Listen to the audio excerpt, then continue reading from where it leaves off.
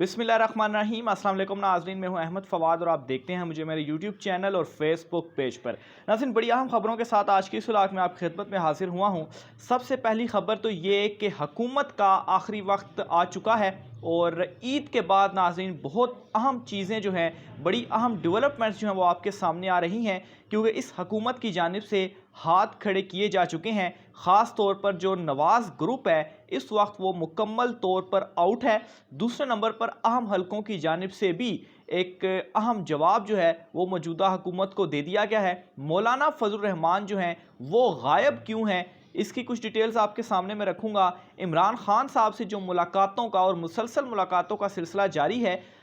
इन मुलाकातों में कुछ मामलात जो तय किए जा रहे हैं, ये क्या सिलसिला है इसकी तफसील भी आपको बताऊंगा। और आखिर में नाज़रीन जो ज़िमनी इंतखाबात हैं जिनमें धांधली के मुकम्मल प्लान है, लेकिन नाज़रीन इन ज़िमनी इंतखाबात में कप्तान ही जीतेगा, इस हवाले से भी कुछ एक्सक्लूसिव फिगर्स और डिटेल्स हैं मेरे पास, वो भी आज की इस व्लॉग में आपके सामने रखूँगा। तो आगाज़ नाज़रीन यहाँ से मैं करता हूँ कि नवाज़ शरीफ जो हैं, क्योंकि ये जो NRO-2 दिया है मौजूदा हुकूमत ने ख़ुद को, ये NRO-2 सिर्फ़ और सिर्फ शहबाज ग्रुप जो है वो मुस्लिम लीग नून ग्रुप की अगर बात की जाए तो सिर्फ शहबाज ग्रुप की हद तक ही मौजूद है। लेकिन जो नवाज़ ग्रुप या नवाज़ शरीफ और मरीम नवाज़ जो हैं, उनकी हद तक अभी तक जो मामलात हैं वो सीधे नहीं हो रहे। नवाज़ शरीफ की वापसी नहीं हो पा रही, मरीम नवाज़ जो हैं वो भी लंदन नहीं जा पा रही। तो इस वक्त ये जो एक इख्तलाफ है ये खुलकर सामने आ भी चुका है और अहम हलकों की जानिब से इनको जवाब भी दे दिया गया है कि अब मज़ीद साथ नहीं देंगे। और इस मामले के ऊपर नून लीग के अंदर जो मुख्तलिफ मीटिंग्स हो रही हैं उनके अंदर अब ये बात खुलकर की जा रही है कि अगर ख़ास तौर पर जो नवाज़ ग्रुप है, चूँकि वो मीम शीम वाला जो सिलसिला था वो अब दोबारा शुरू हो चुका है, और जो नवाज़ ग्रुप है वो ये अब कहना शुरू हो चुका है कि अगर नवाज़ शरीफ वापस नहीं आ रहे, हमारे कायद वापस नहीं आ रहे, तो फिर हमको ये जो रिजीम चेंज है इससे हमको मिला क्या? महंगाई हुई और महंगाई की वजह से अब हमारी हालत ये है कि हम अपने वोटर्स के पास, अवाम के पास हलकों में भी जा नहीं पा रहे। सारे की सारी जो गंद की टोकरी थी वो इस वक्त हमने उठाई हुई है। आसिफ जरदारी हमें पीछे से बैठकर हमारे साथ खेल रहे हैं, हमारे जो कायद हैं वो वापस नहीं आ रहे। तो अब मज़ीद ये जो सिलसिला है इस तरीके से नहीं चलेगा। यहाँ तक के नाज़रीन कुछ अहम रहनुमाओं की जानिब से नून लीग के ये भी कहा जा रहा है कि हम हुकूमत को छोड़ना चाहते हैं, लेकिन इस हुकूमत में जो हम आए भी और हम जो छोड़ नहीं पा भी रहे उसकी भी रीज़न ये है कि एक तो कुछ हलके जो हैं और दूसरे नंबर पर जो पीपल्स पार्टी है उसने ये सारा खेल जो है वो पीछे से बैठकर खेला और हमें इस बुरे तरीके से फंसाया है। दूसरे नंबर पर नाज़रीन इस वक्त इमरान खान साहब जो हैं उनसे भी कुछ अहम मुलाकातें की जा रही हैं और उन मुलाकातों में इमरान खान साहब से एक इस हवाले से मैं आपको पहले भी एक व्लॉग में डिटेल्स बता चुका हूँ कि इमरान खान साहब से कहा जा रहा है कि जो अमरीकी साजिश वाला बयानिया है इसके ऊपर आप खामोशी इख्तियार कर लें तो मामलात जो है वो आहिस्ता आहिस्ता बेहतरी की तरफ जाएंगे। लेकिन इमरान खान साहब ने साफ इनकार किया, ना सिर्फ इनकार किया बल्कि इमरान खान साहब ने ये पैगाम भी पहुँचाया कि मैं इक़्तिदार में वापस आऊँगा और इक़्तिदार में जो मेरी वापसी है वो मैं अवामी ताकत से वापस आऊँगा और ये अवाम होगी जो मुझे वापस इक़्तिदार दिलाएगी। कोई डील या किसी तरह की जो आप कहें कि मौक़िफ़ में नरमी या मैं पीछे हट जाऊँ, इस तरह से नहीं होने वाला। इमरान खान साहब से मुसलसल ये जो बैकडोर राब्ते हैं वो जारी हैं, लेकिन इमरान खान साहब मुकम्मल अपने मौक़िफ़ के ऊपर डटे हुए हैं कि वो अवाम के लिए इक़्तिदार में आए। और इस वक्त जो सूरत हाल है वो भी ये है कि इमरान खान साहब को बिल्कुल भी इक़्तिदार की तो खैर कोई लालच है ही नहीं, लेकिन इस वक्त जो सिचुएशन बनी हुई है इमरान खान साहब बिल्कुल मजबूत हैं कि इक़्तिदार आता है आए, नहीं आता तो ना आए, लेकिन जो उनका मौक़िफ़ है, जो रिजीम चेंज का उनका मौक़िफ़ है और जो वो अवाम उनके साथ खड़ी है वो इसी के साथ ही चीज़ों को आगे लेकर चलेंगे और वो बिल्कुल श्योर हैं कि अवामी ताकत से वोट लेकर अवाम के वो दोबारा इक़्तिदार में आएंगे। अब नाज़रीन यहाँ पर एक और चीज़ ये है कि इमरान खान साहब ने ये जो नर्व्स की गेम है इमरान खान साहब ने कहा था कि इस गेम का मेरे से बेहतर खिलाड़ी कोई नहीं है, और वो ख़ुद को साबित भी कर रहे हैं, और साबित इस तरह से कर रहे हैं कि 180 डिग्री दूसरी साइड पर जो यू टर्न है वो अब लिया जा रहा है। और इस हवाले से जैसा कि मैंने आगाज़ में भी आपको बताया कि ईद के बाद नाज़रीन बड़ी अहम जो डेवलपमेंट्स हैं वो सामने आ रही हैं, और ये डेवलपमेंट्स इलेक्शंस के हवाले से होंगी, क्योंकि इस वक्त जो इत्तेहाद है वो पीपल्स पार्टी, क्योंकि पहले जो छोटे मोटे इत्तेहादी थे, अगर आप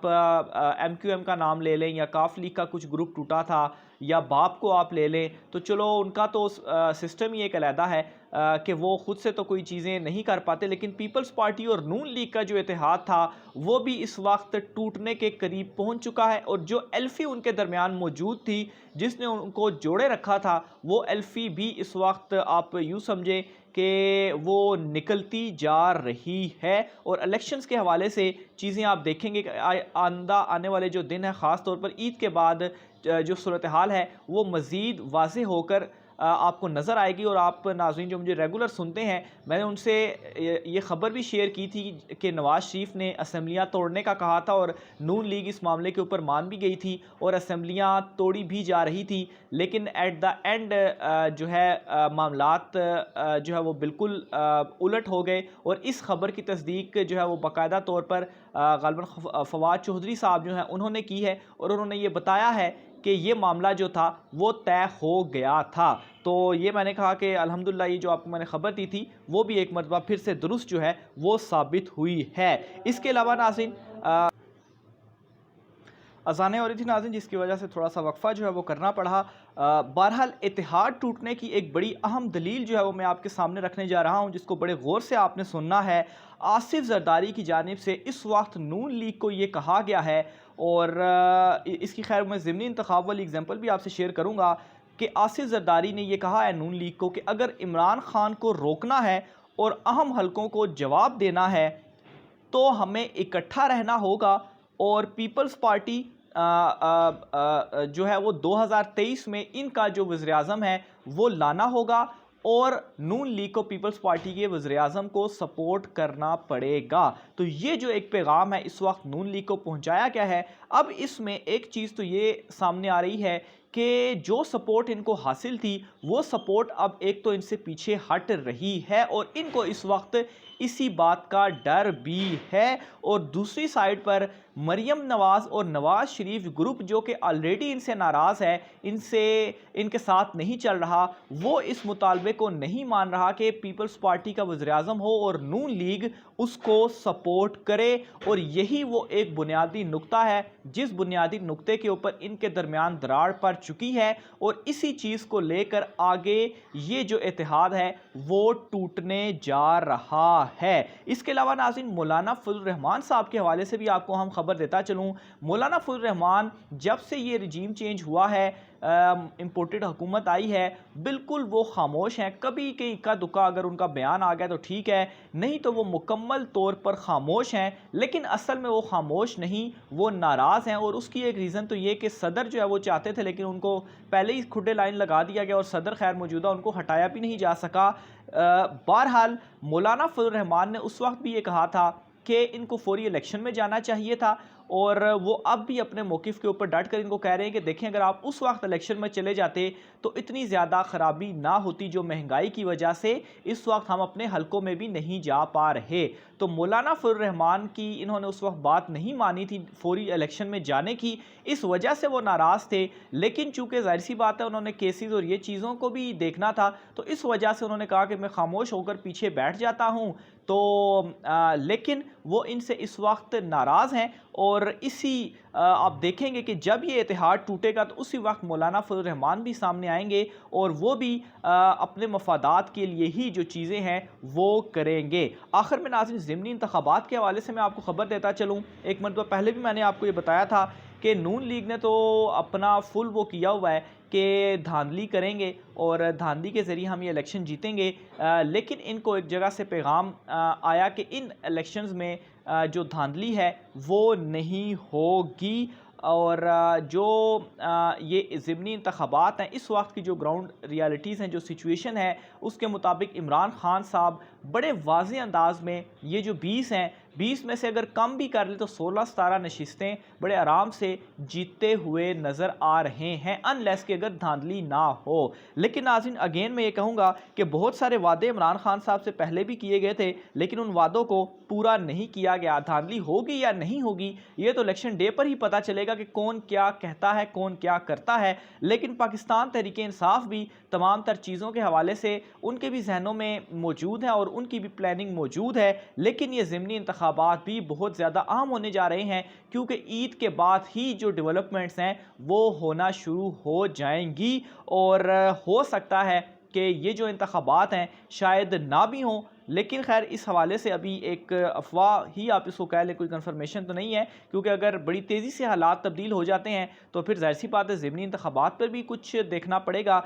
लेकिन अभी तक की जो सिचुएशन है, ज़िमनी इंतखाबात तो होंगे और इनमें इमरान खान साहब बड़े वाज़े तौर पर उनकी जो एक लीड है या एक जो उनकी जीत है वो नज़र आ रही है। राय का सर कमेंट बॉक्स में कीजिएगा। आज के व्लॉग से इतना ही, मुझे इजाज़त दीजिए। अल्लाह हाफ़िज़।